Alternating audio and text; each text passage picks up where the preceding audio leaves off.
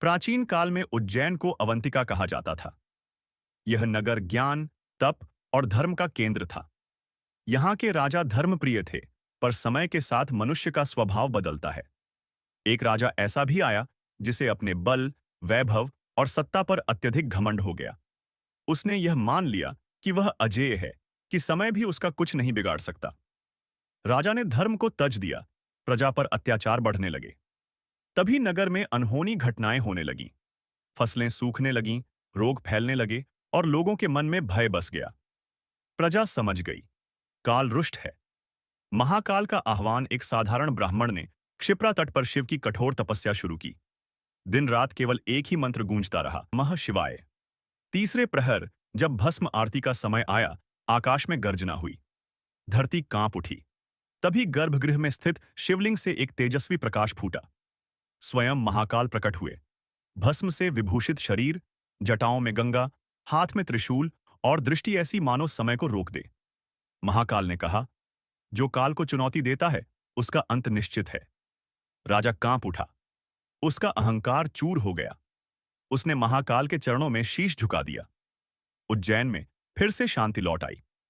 दक्षिणमुखी ज्योतिर्लिंग का रहस्य। महाकालेश्वर एकमात्र दक्षिणमुखी ज्योतिर्लिंग है।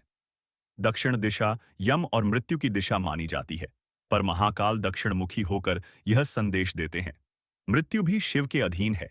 इसीलिए महाकाल को कालों का काल कहा जाता है।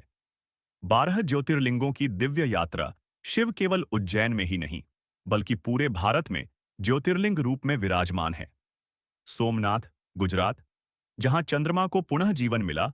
मल्लिकार्जुन, आंध्र प्रदेश, शिव पार्वती का प्रेम ओंकारेश्वर, मध्य प्रदेश, ओंकार स्वरूप, केदारनाथ, उत्तराखंड, हिमालय में तप, भीमाशंकर, महाराष्ट्र, राक्षसवध, काशी विश्वनाथ, उत्तर प्रदेश, मोक्ष की नगरी, त्र्यंबकेश्वर, महाराष्ट्र, गोदावरी का उद्गम, वैद्यनाथ, झारखंड, रोगों का नाश, नागेश्वर, गुजरात, नागों के रक्षक, रामेश्वरम, तमिलनाडु, राम की शिव भक्ति, कृष्णेश्वर, महाराष्ट्र, करुणा का प्रतीक।